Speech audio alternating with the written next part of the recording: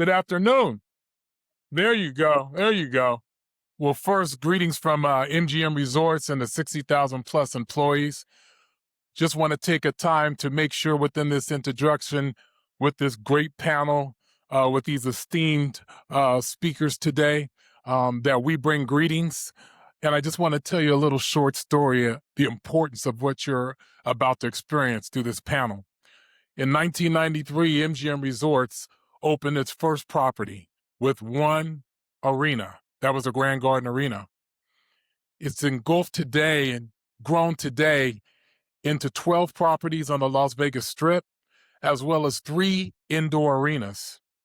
Folks, the future of sport is bright.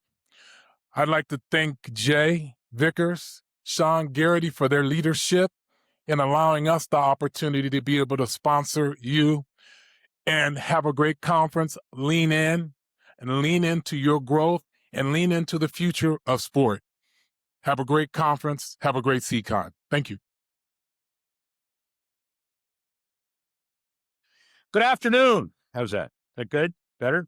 So we had a great morning session. We had great morning sessions, but this afternoon we'll top them all off. SEICon 1, as we said before, blow the doors out. SEICon 2 blew more doors out. SEICon 3, even better than ever. And we'll continue this relationship that talks today about excellence at scale, building the future of sports, entertainment, and live experiences. Technology, data, fan expectations continue to evolve. It's been a wonderful growth over the last 50 years of the sports business. 5.5 years ago, the world shut down when Rudy Gobert tested positive for COVID. And since then, how have we rebuilt? Well, the industry has increased by leaps and bounds. Creativity, survival of the fittest, best practices, and new sports emerging in an entirely new way. We're going to explore a lot of that today. We're going to talk about UFC, TKO, and otherwise. Lawrence Epstein, SVP and CEO of UFC, decades of experience, $3.5 billion rights agreement with ESPN, the sale of 10% of AFC to Abu Dhabi's Flash Entertainment.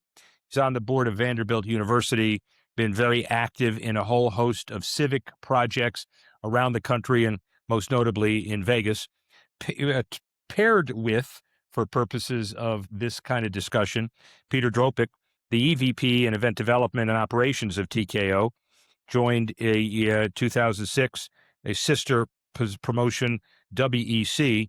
He helped grow the company from 18 global live events per year to more than 40 across 20 countries. The U.S. Olympic Gymnastics Trial, the John R. Wooden Classic, Event Development Director at the Honda Center in Anaheim. These are snippets because the conversation and the credentials are much, much bigger and much, much larger. We'll get into both their credentials and what they have to say in a couple of minutes. Next up, we have the Oakland A's. I'm sorry, the A's perspective. We have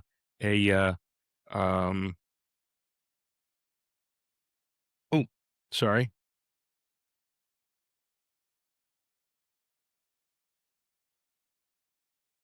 You heard me say Ross Bowen, Senior Vice President, Strategy and Business Development of the A's.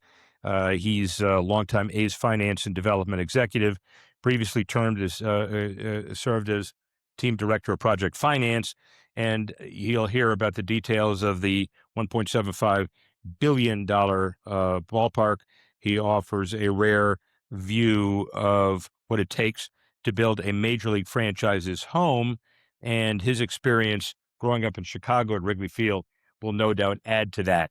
And then finally, Jason Taylor, this Chief Revenue Officer of the USA Today company.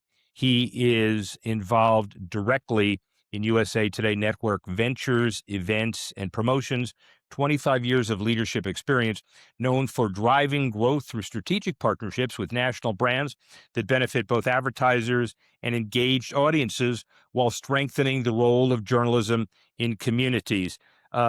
Where is Adam? Adam gave me a note for Rick. This is the media executive, Jason Taylor, not the NFL Hall of Fame defensive end. I didn't know that, frankly, just looking at you.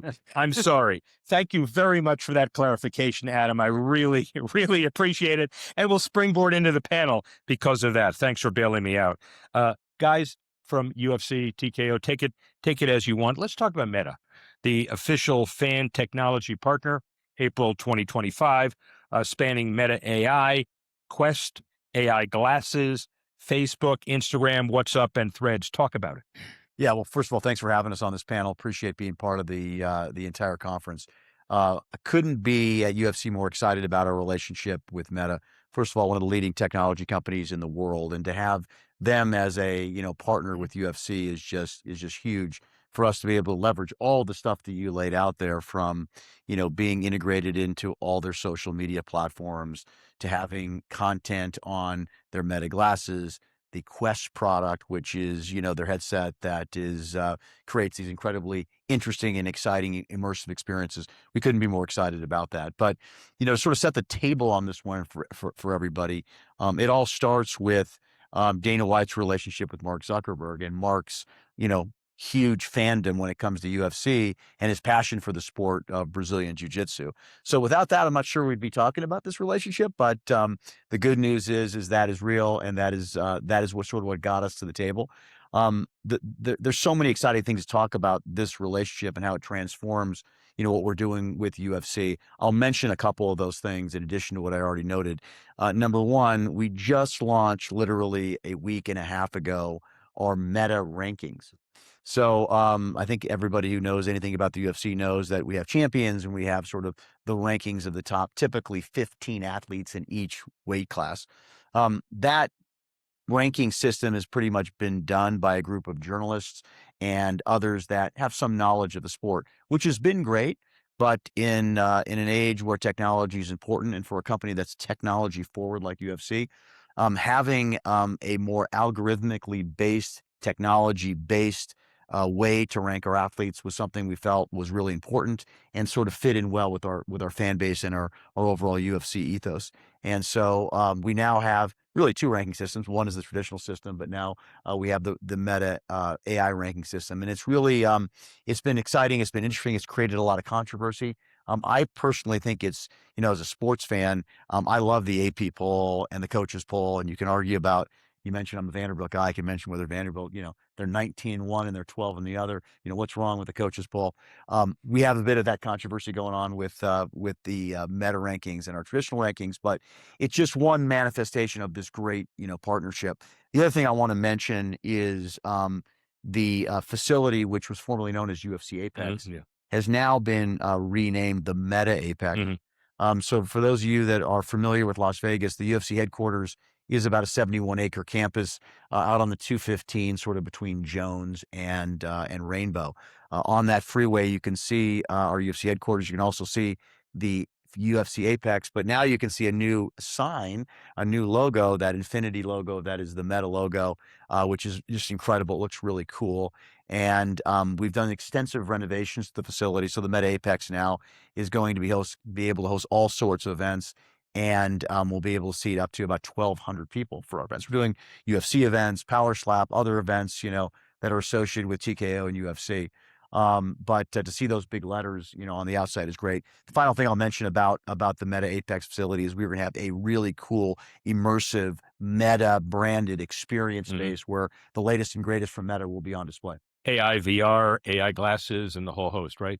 The whole thing. I mean, listen, I know we only got an hour to talk here, but we could talk forever about all the stuff that Meta is doing with its Quest goggles and with its Meta glasses. And it's just to be in the loop on what Meta is doing, to be on the cutting edge of what they're doing in the world of artificial intelligence, but also how it intersects with sports is just amazing for us.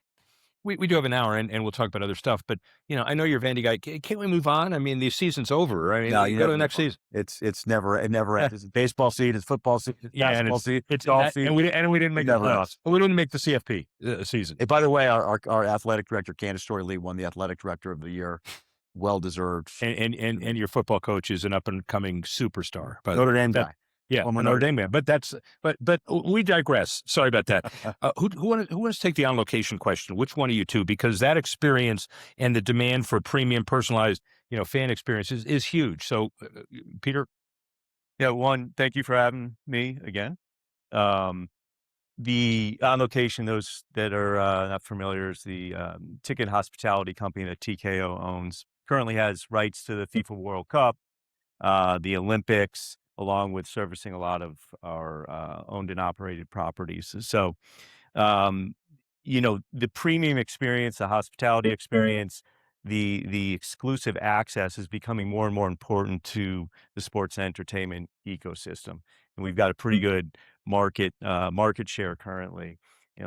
We look at these experiences, not just, you want the best ticket, you want the hospitality, you want the nice parking spot. That's the easy stuff. What we really are starting to lean into is these curated, bespoke type experiences for individuals. So the second you arrive at the airport, the hotel, the dinners, the shows, if you're here in Vegas, leading into the live event experience. And then the other piece of that, which we've had a ton of success with, I'll give you a couple examples within TKO, is creating these experiences tied to either our talent or our executives and athletes that no other league can do. For example, this weekend, we sold a package, about a $500,000 package for a Dana White experience. And part of that is Dana's opening up his office. They get to come to our headquarters. Dana shows them the office. He shows them the war room where we match make. He has lunch with them. You get the whole behind the scenes tour. And then you cut to the event. They get to, sit in his green room. They get to walk out to the event with him. They get to sit at, cage side with him. They get to go into the octagon post event and put a belt on one of our champions. So these are things that just don't exist in any other league. In sport. We did something very similar with WrestleMania recently. I think the guests paid over $1 million for a similar experience with Triple H, Paul Levesque, the executive of WWE. And these are the type of things there's people out there that want an experience that no one else can have in the world. And our company's been extremely successful at creating that. So there's a very bespoke, but then there's a larger, then we can scale it up to what we're doing with FIFA World Cup it's currently taking place. Just for parenthetically, then we'll get to the amazing deal you put on the White House. I was going through some notes of a panel that I did, not with you guys, but with someone else representing your part of the industry, about 15 years ago. And I led with, do you think you'll ever be a mainstream sport? And that was like, we're not even, we don't even talk about that anymore. It's just, no, you're not, because your numbers are much better, than the mainstream sports. Anyway, digress again. White House, unprecedented event, 5,000 personnel, 130,000 FanFest attendees, 34 million global viewers, the most watched UFC event ever in the U.S. Lessons, anecdotes, talk about producing that event. Anecdotes that would take days. Yeah, sure. The stories they're long and deep. This was one of one, truly historic, amazing, incredible accomplishment, incredible feat. Not just for our company, but a lot of different groups that were involved in it, third-party groups that we hired. The planning was over a year, very, very extensive. The logistical challenges, one of putting an event in a structure, in a footprint on the South Lawn at the White House, to security challenges, to the technology side, to the fan experience. And then, of course, Mother Nature said, I'm being left out.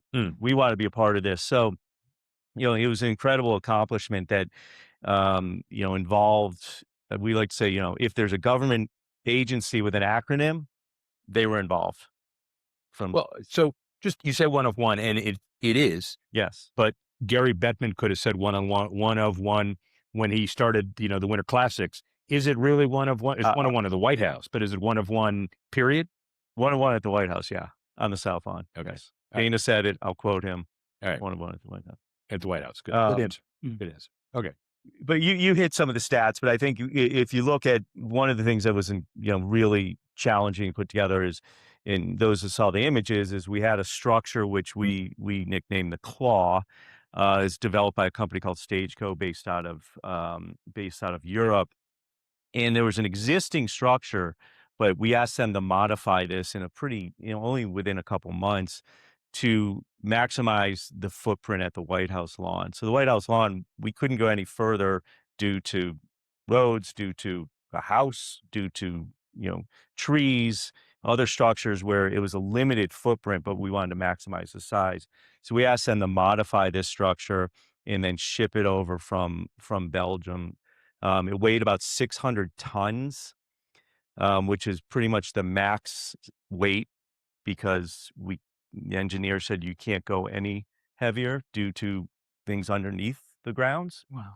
So you worked with all these restrictions and logistical challenges to try to maximize space. Then you had a president, not ours, say, I want more people.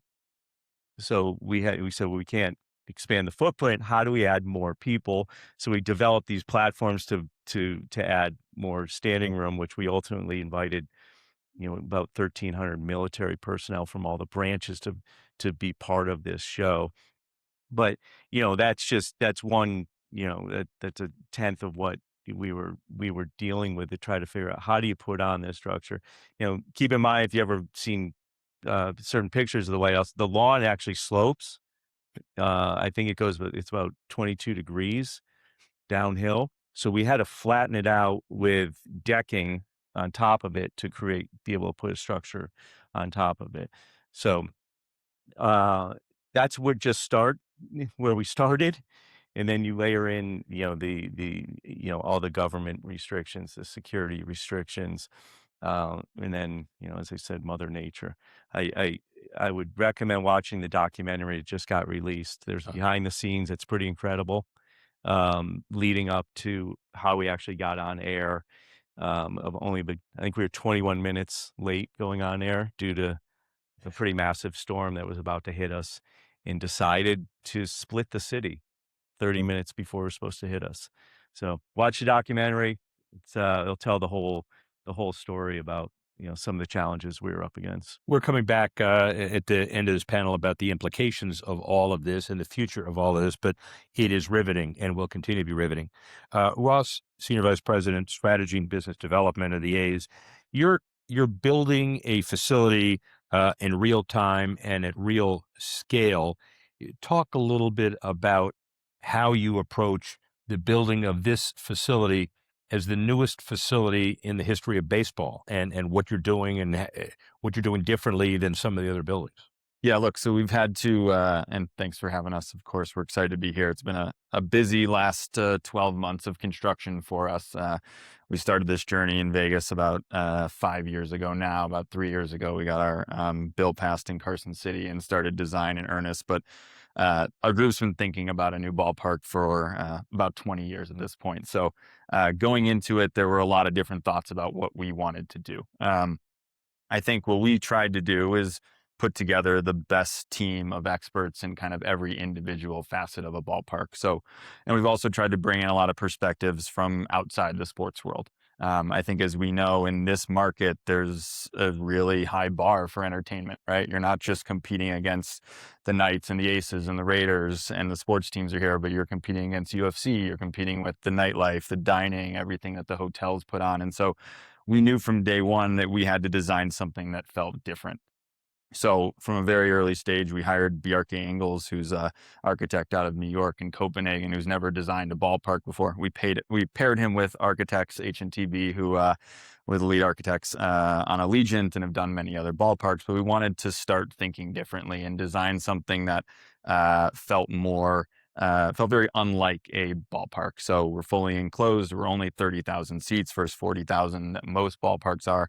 We wanted to create a very intimate atmosphere. We actually wanted to harken back to the Wrigley's and the Fenways, the old jewel box ballparks that really brought fans closer to the action than any other ballpark, and use modern construction techniques to eliminate some of those pesky poles and all the stuff that have obstructed views. But every facet of the ballpark we've tried to rethink. So we will have the most premium ballpark in all of baseball. So about 20% of the seats will either be club seats or suites. We've learned a lot from this market in terms of what that demand is for premium. We believe in that we should be able to have the best club spaces and suites in all of baseball, if not all of sports. And that's something we've really focused on. We've brought in a guy named Will Guidara, who's the former co-owner of 11 Madison Park, and wrote the best-selling book Unreasonable Hospitality, to help consult with us on the food and beverage programming, to rethink how we do things. Everything from how you cater a suite, right? Most people have been to a ballpark and you walk in and, your food's sitting there. It's been there probably for an hour, and by the 7th inning, the food's still sitting there. Why is that the case? That's not a great experience. So one of the things we're doing on the suites is that all of our suites are levels of all inclusive. And so it actually becomes more of a progressive dining experience, and actually becomes an experience that people want to go to regardless of whether they're fans. For us, this market's so unique because you have a really strong local fan base who loves sports, loves entertainment. And you've also got, 40 million tourists a year who are coming into town. And so how do you design for all of those different groups has been a real challenge and a real opportunity. And for us, it's trying to build, both the highest of the high-end premium and have that best experience. And then also have that premium allow us to have affordability throughout the rest of the ballpark as well. So we can really build a fan base for the next 20, 30, 40 years. How collaborative are you with the 31 other partners in Major League Baseball, as they know that it's really happening, and it's best practice sharing, which is really important as well. But it's also, I assume, the higher tide lifts all boats. If you know that, in a football analogy, that Jerry Jones brought in the hotel consultant at Four Seasons to design his lobby, and then everybody else looks at how to do that, there are baseball analogies as well. So are there partners in baseball? I'm not going to ask you who and who are not, but are truly collaborative on the stadium pieces? Definitely. And that's one of the things we've leaned on most in this process. I think I went to pretty much every ballpark and a lot of arenas over the past 4 or 5 years and asked them usually a pretty simple question of what would you have done differently if you could do it all again? Because we have the, critical moment of being able to design something from scratch. And so we've taken a lot of that. I think if we brought those people back, they'd see inspiration from different points. We've also talked to a lot of arenas, different venues, because, in a way we're a ballpark, but we're an enclosed ballpark that's smaller. We're almost a larger arena in a way as well. And so taking a lot of cues from what they've done in basketball and new NHL arenas, taking a lot of cues from what they've done in smaller amphitheaters, renovations, right? So we're trying to build a building that's not only phenomenal for 81 baseball games a year, but has the ability to host a significant amount of other events as well, right? We're not investing the amount of money in this stadium to only host 81 baseball games. And that's a big reason that, when we talk to the governor and the county of why, they're collaborating on this project, so we can bring more events to Vegas, right? And so that we can be a catalyst for other concerts, other sporting events, community events, and then a big private events business. I mean, there's a big market here for all the different conferences that come in looking to do different unique things in unique venues. And so, our goal is, how do we think about activating it 365 days a year? How do we design a flexible space that really can be used by a bunch of different user groups? 2 years ago, year and a half ago, we gave, on behalf of the U.S. Conference of Mayors, Oscar and Carolyn the Goodmans the Mayor's Sports Legacy Award. And Oscar would tell the story about how this was and only he could tell it, a cultural disaster, a desert, except if you were a poker player. And then after the decision of the courts, you went from that to the question that's inevitable now, which is, you're going to have an NBA expansion franchise with significant debt, no matter what the number's ultimately going to be. You have these guys and their experience in bringing in mega events. You had Formula One, you got football, you got all the events at Allegiant, you got the Golden Knights. How much is too much? Are you worried? No. I mean, I think we need to provide a great product, right? And it's on us ultimately, but there's a lot of demand in this market for it. We also fill a really unique part of the market, right? A lot of these other sports are marquee events, right? It's a singular, it's a Saturday. Baseball is different because we have so many games, right? 162 total. We have 81 games. We actually, in a way, become part of someone's routine for 6 months, right? We actually, instead of having a singular moment, we're part of everyday life, everyday traditions. And so, we're super excited about, ingraining ourselves in this community, being part of the fabric of Las Vegas, and, fulfilling a period of time where right now there's not as much going on during the summer as well, right? And so one of the thoughts when we came in here was that, hey, we're going to fill a gap in the market where on one end, there's actually not a ton of that entertainment that is mostly in the, fall and spring. And then when T-Mobile and the other venues are very busy during that time, we have an empty venue that's sitting on the busiest intersection in Las Vegas. And how do we, enhance and use that venue for, more events? You're pacing yourself really well too, by the way, because I know you told me this, but you ought to tell the audience you did guarantee a World Series championship in 2028. Is that correct? I did not, but you can make that up. But hey, I heard yes, no, we heard it. All right. No, but you are pacing yourself and you're doing real well. And I would assume more and more people, we talked about it parenthetically before the panel started, and people are starting to follow the A's. Yeah, look, we have consistently over the last 25 plus years been able to put really good teams on the field, right? Billy Beane is still with us. His right-hand man, David Force, is our GM. The thing we were never able to do in Oakland was to keep those teams together. We had 3 and 4 year runs, and after that, we weren't able to kind of keep that group together. What we've shown already is that we have an ability to build, and now we're keeping those guys like Jacob Wilson and Tyler Soderstrom and Brent Rooker and Lawrence Butler, all guys who we've now signed to deals to 5, 7, 8 year deals, so that we can show fans, hey, this is ready. We are ready to operate differently with a new venue. We've always said that as soon as we had a new ballpark, we were going to be able to operate differently. I think we always wanted to let our actions show that. Over the past couple off seasons, we feel like we've built that team up. We also have the reigning rookie of the year in Nick Kurtz, who's starting first baseman in the All-Star game this year. We have the starting catcher in the All-Star game, Shea Langoliers, and are starting to build up that pitching staff as well. The fun thing for the fans in Vegas is that almost all of our guys have played for the Aviators out in Summerlin.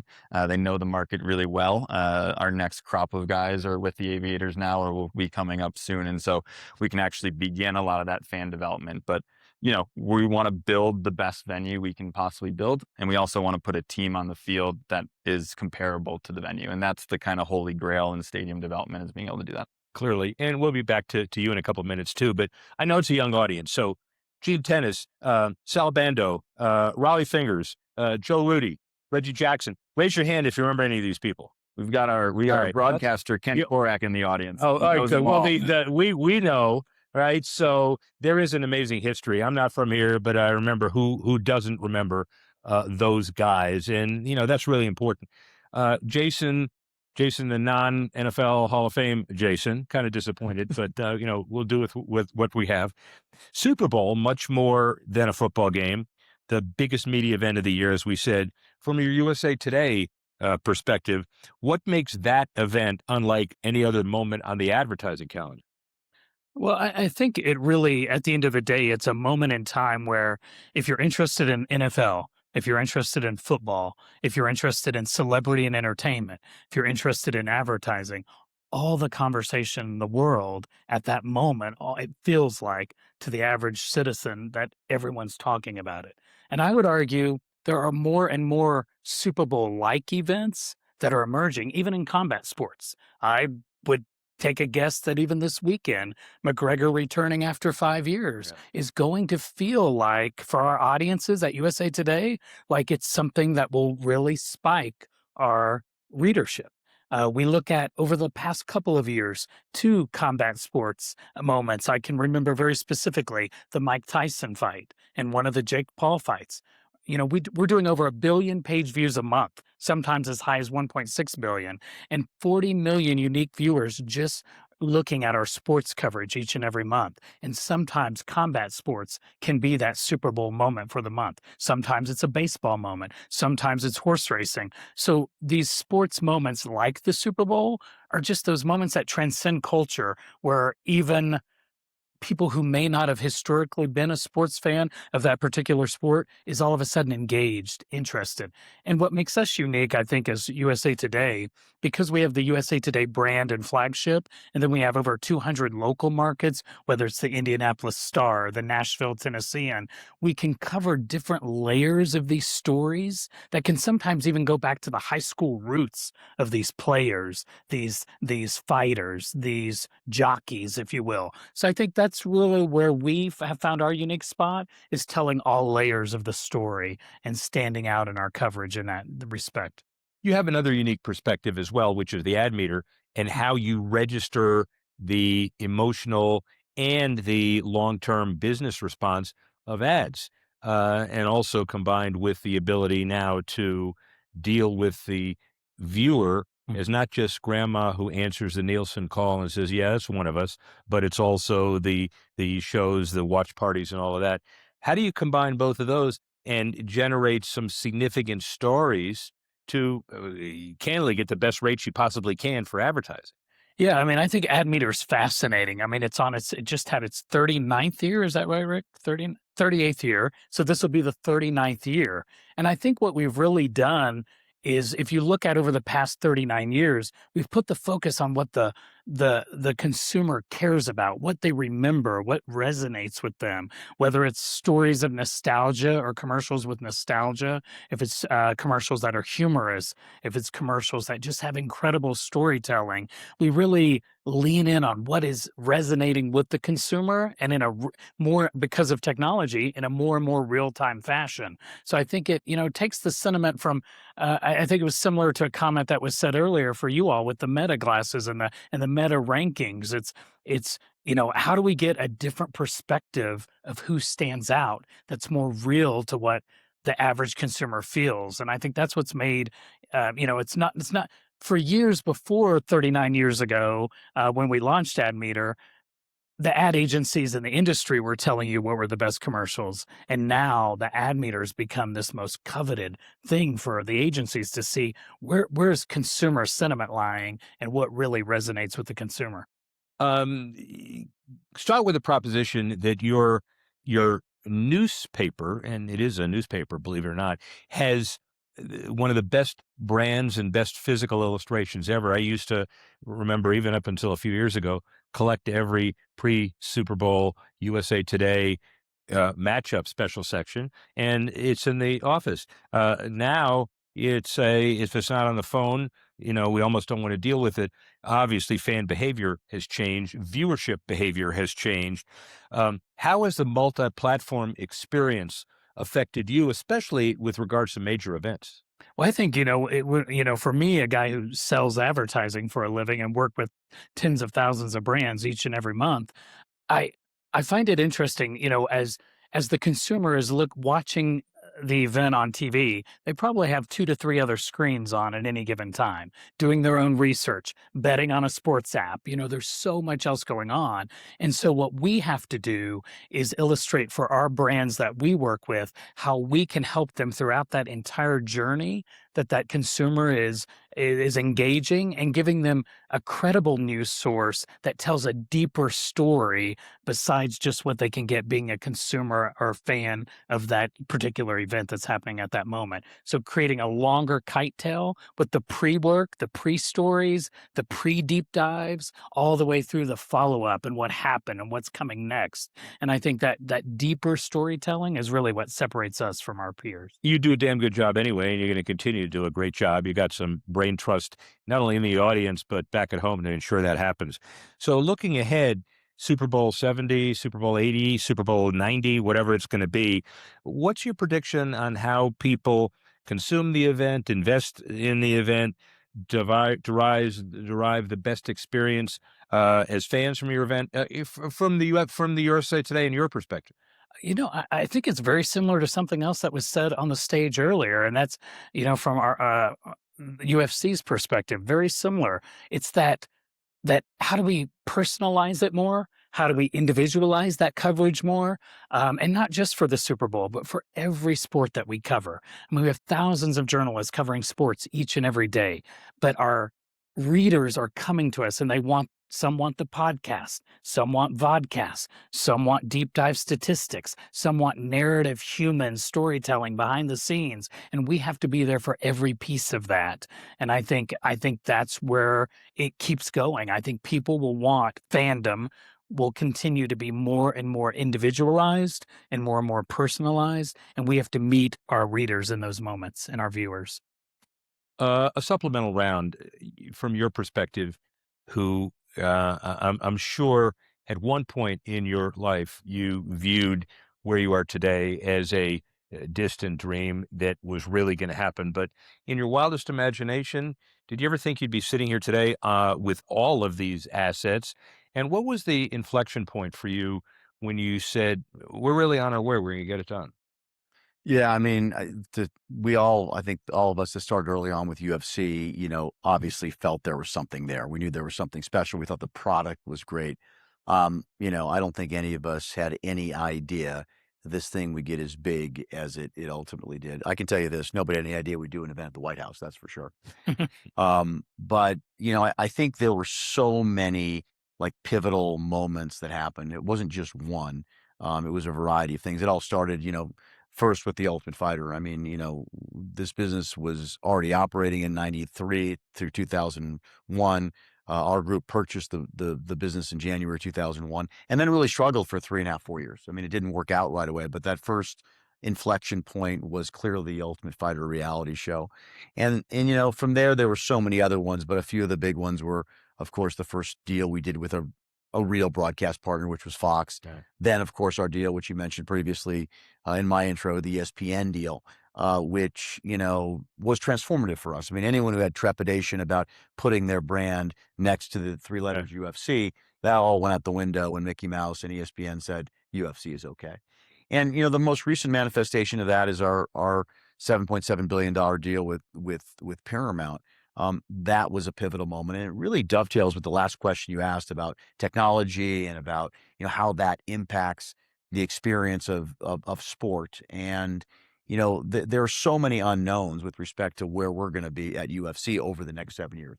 But I know the product is going to be consumed in many different ways than it is right now. One of the things that was really important to us as we looked at partners, and we looked at basically every single partner that you can imagine out there to distribute our content, was a partner that was tech forward, a partner that distributed content in many, many different ways that consumers wanted to experience the content, and a partner that was willing to invest in technology to make sure they were on the cutting edge of content distribution.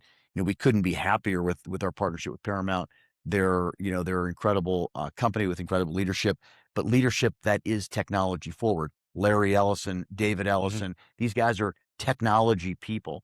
And I think that's that intersection of sport and technology and content is going to be critical to success going forward. So we couldn't be more pleased with being partners with them. So those are, some of the moments, but gosh, there were so many. And of course, the White House, I got to mention it again, just a transformative game changer for UFC. Well, we're going to do that right now. As a matter of fact, we'll leapfrog and then come back on the A's because I want the inside story to the extent you're able to tell it. So who walked into whose office and pitched this event for the first time, and who got thrown out, and who came back and said, no, you got to understand, we're really going to do this. Can you tell? All right. No, the first answer is going to be watch the documentary. I understand, but tell what you can tell. Yeah, Lawrence, keep me honest here. It was President Trump's idea, mentioning it to Dana. I don't think at first Dana took it seriously. It was just kind of a passing comment. And then I believe the president called Dana, did a follow-up phone call, and said he was serious about it. And he wanted to do it and wanted to do it on the South Lawn, which is what started this. Yeah, I think Dana was really key to making sure. There was a bit of a debate whether the event would take place on the Ellipse, which is the big park right adjacent to it, or the South Lawn.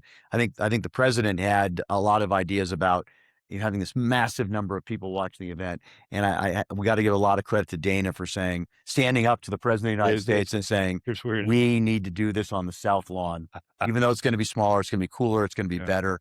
And of course, our president, Dana White, prevailed against the president of the United States in that debate. congratulations on all of that stuff. So which one of you two heard about it first? I think you probably heard about it around the same time. I mean, I think, it's in the documentary, but Craig Borsari talks about it when Dana first presented to him. And I mean, I had the same reaction. Like, I thought it was a joke. Yeah. I mean, Dana is a jokester. Yeah. We have a lot of pranks that happen around the office, which makes it a fun and exciting and sometimes a great place to work. But we thought, I mean, I personally thought it was a joke. I really did. And I think many of us had that reaction. It was absolutely not a joke. It actually turned out to be, one of the greatest events in the history of sport. I can tell you there was some initial planning, looking into, can you do it? Where can you do it? Is it physically possible, et cetera? And then President Trump, during a public speech, said we were doing it. And we all saw that news. I said, well, I guess we're doing it now. Yeah. So he announced it before we had ever gotten to a point where we were actually comfortable with how we were going to produce the event. Yeah. So if event development and implementation were only that easy, another day and another discussion, but you stand up, you give a speech. Oh, by the way, we're doing X. I don't know if we planned it. I don't know if we funded it. I don't know where the details are. We're doing X. I guess it depends on who says X, right? Is that part of the answer? So, Cub fan, I understand. And it's very difficult for you to be in your current shoes, although you're an A's now through and through. Yes. Okay. Well, the other real question about how do you feel about the schedule is impervious to a work stoppage? So, I mean, that's a question. I mean, the construction schedule. Yes. All right, yeah. All right. So, but how do you feel? It's an emotional question almost as a pretty intense planner. I know Mark Bodain's the same way. How do you feel about some of the major decision points over the next year and a half are almost fundamentally out of your control? I mean, in a lot of ways, you would hope, and it looks like there are opportunities, let's say, to resolve the labor issues, the coalescing of some of the issues with big market, small market. Nobody ever thought that would happen that quickly, at least conceptually. So maybe we're just talking academically. That's fine. But generally, how much of your time is taken up on that, dreaded issue? We've got so many other things to focus on that the commissioner and the Office of Baseball do a phenomenal job. And I think they and the owners have spent a lot of time on all this over the past many years. And I think we have, the full faith of the commissioner's office. And for us, it's, I'm glad we're, not opening in 27 around it. That would be a little more complicated, but from everything from the ballpark perspective, I mean, we're full steam ahead for 2028. We've 650 people working every day on the site right now. That number will get up to 1,300 over the next 6 to 12 months as well. And so that project doesn't have any days to stop or to think about what else is going on. I mean, I think as we ramp up this business, we're hiring people almost daily at this point. It feels like building up the business operations here. And so we have so many decisions and so many things that need to get done over the next 20 months that we kind of can't spend too much focus on it. I mean, we're selling tickets and suites right now. We're selling sponsorships right now. We're finalizing a lot of agreements on all the different things that'll operate within the building. And so I think it's always felt like it was far away. And now we keep saying, all right, we're about 20 months away from opening that building. And it feels like the months are counting down very quickly in a very fun way. And also a way where we got a lot to do over the next 20 months. Clearly. And it wasn't it might have sounded like it, but wasn't a stupid or incendiary question, because when you think about, for example, HKS and the Rangers talking about opening Globe Life during COVID, and remember how they had to scramble, showcase building, how can you possibly open up during COVID? A lot of it totally out of their control, and you're doing absolute best you can, and you're moving forward is the answer to that. Definitely. Yeah. Jason, give me your perspective on the changing advertising world and the changing business, understanding that the digital is now as important, if not more important, than it used to be. It's not just a rates question, but it's a philosophy question. How are you moving forward, knowing that the industry is changing under your feet? Interesting question. I think You know, what I see now is more and more of our clients, the brands we work with, from the largest brands in the country to the small mom and pops, everyone wants a return now. They expect a return, whether that return is in data, whether that return is in actual sales or butts in the seats. And we have to prove that to our clients each and every day, more so than ever. If you go back just 5, 10 years ago, the brand advertising, the number of people you hit, the number of views, that was where the conversation was. Now it truly sits in what is the return? What can you show me? What can you demonstrate? How can you link with my data to make sure that there's a return? How can we look at the totality of our audience and see when with the data we have on our audience that they've actually clicked through to the A's ticketing page and they've actually bought an A's ticket. Like that, we have to show now and prove more than ever. And I think it only becomes more and more significant. I look at, for us, we reach 1 out of 2 Americans in the United States. That's a Herculean task each and every day that we perform. And I think what is so interesting to me and so imperative in getting a return on investment for those clients is being able to do so in a way that they have options within our entire product suite to be authentic. If they're running ads in Nashville, Tennessee, to be authentic to that market, but also to be global in the U.S. and with USA Today and all that we offer. And I even look at I'll end by saying this: even some of the largest broadcasters in the United States, they turn to us to extend their audience with advertising buys because they know we reach an unduplicated reach with so many people, and the return is there. The data shows it. The largest streamers, they turn to us when they want to drive audience, and I think having that data, having the data sets that we have on the readers, I can look at a Vanderbilt fan and look that Vanderbilt fan read 10 stories in the Nashville Tennessean about Vanderbilt, but he's also looking at our site for cars because he's in the car market. So I can start to draw an entire pattern. Oh, maybe he's a nephew that went to Bishop Gorman in Vegas. I can draw an entire pattern around that human that our vast depth and breadth of our vast content allows me to do. And so I think I have to be able to continue to do that in a very personalized manner, but also at scale across the entire country.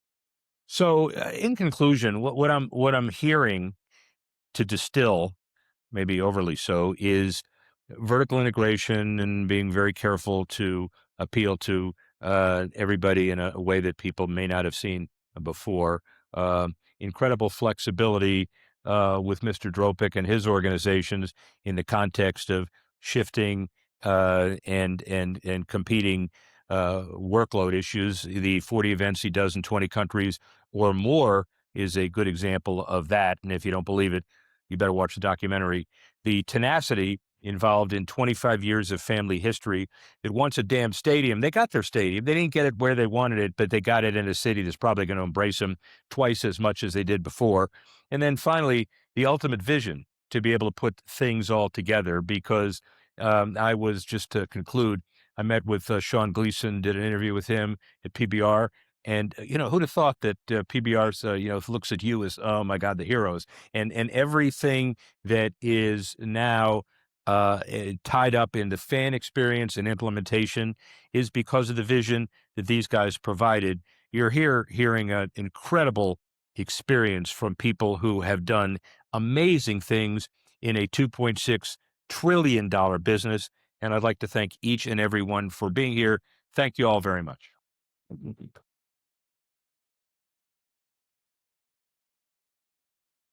By the way, Sean was cool. I mean, Sounds good, dude. Prisoner locked up, can't get you off my mind. Million times. Oh, why can't you? Why can't you? take your seat. You take your seat. You take your seat. Take your seat, Pete. You guys can sit, but you guys take your seat. Yeah. I apologize. I remember this.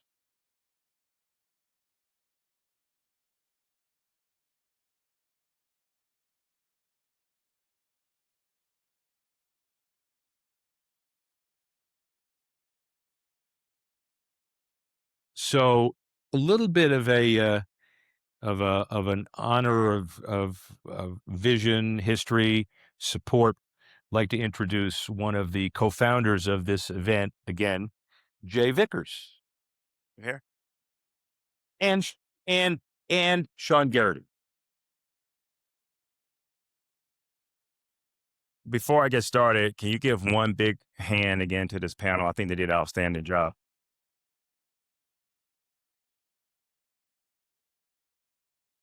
I have to tell you, I sat here, you think about different things and you talk about people building, and the folks on this panel today have really done a great job of not only building new stadiums, building teams, building excitement, believing in something when everyone else said, you can't do that, right? I think that's something that you've seen here, whether it's getting a new stadium or building a sport that many people looked upon as that's too dangerous. That's crazy. Why would you do that? Why would you film that? Why you want to watch that, right? Can my kids watch it? Depends on who's fighting. But with that, I think it just depends on, I think what you saw here is legacy in making, and you see excellence, and you see people who really believe in this ecosystem that we're building and understand the power of people and the power of relationships. And so what I'm really excited about today is to have the opportunity to recognize two individuals that, because of them and because of the conversations that we've had since, Lawrence, the first conversation we had was May 28th, 2021, was the first time you and I met. And I remember that date because that was the date that I circled, make a big conference and plant a flag for Las Vegas to become the intellectual capital of sports entertainment. So we've had that conversation. That's the conversation I started over Zoom right when we was coming out of COVID with Lawrence Epstein. And so it is my distinct honor today to be in front of you, to not only welcome you earlier to SEICon III. Again, another movement that people said, that's too big, you can't do it. That's not what we do in Las Vegas. Well, what do we do in Las Vegas? I say anything we want. I think it's proven here on this stage. And so again, I want to sit here and have the opportunity to really present the inaugural SEICon Founders Excellence Award. This award recognizes individuals whose leadership, vision, and lasting contributions have helped shape the future of sports, entertainment, and innovation while creating opportunities for the next generation. Lawrence Epstein and Peter Dropic, I got other words here, but you've just been outstanding, man. Both of you.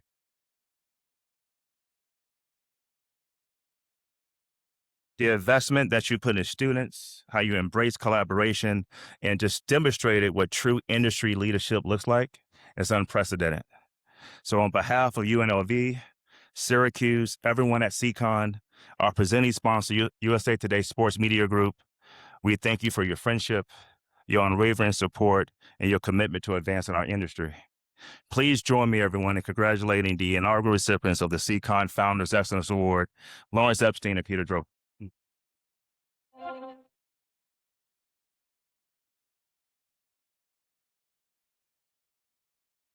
Yeah, thank you very much.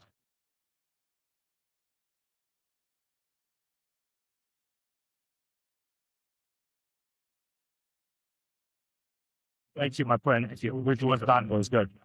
Lawrence and Peter, you just got to show the crowd real quick. It's wonderful. There we go. Yeah. And one more hand for everyone. Thank you again. Yeah.